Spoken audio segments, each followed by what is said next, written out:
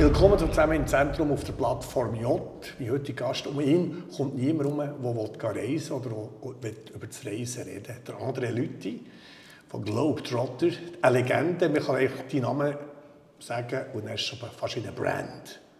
Ja, nicht übertreiben. Du bist die eigene Marke. Also wenn ich sage André Lüthi, muss ich gar nicht sagen, wer es ist. Ich habe einfach das Glück, dass ich meine Leidenschaft, mein Hobby zum Beruf machen und das halt Herz und Seele und Bauch für das Leben. Ja, aber gewisse Authentizität. Wir reden über die Leidenschaft, aber heute hast du quasi leiden. Heute Morgen ist nämlich dein Sohn verabschiedet auf Reisen. Also auf eine weite, lange Reise. Der ist auf Australien abgeflogen. Die ganze Familie ist auf dem Flughafen verabschiedet. Ist das richtig? Wir sind gestern Abend auf Zürich, haben mit ihm zu Nacht gegessen. Ja. Und haben heute Morgen auf den Flughafen. Er ist nicht reisen. Er macht sein Studium fertig im Tourismus. Kann er in Australien fertig machen. Tourismus passt. Passt. Und er freut sich wie ein kleines Kind.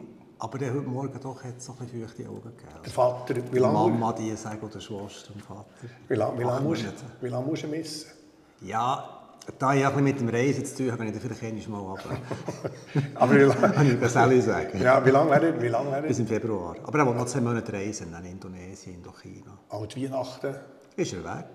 Ah, okay. Das ist aber auch heutzutage, wo sie mit WhatsApp und weiss nicht was auch. Aber du weißt, wie es deinen Eltern ist.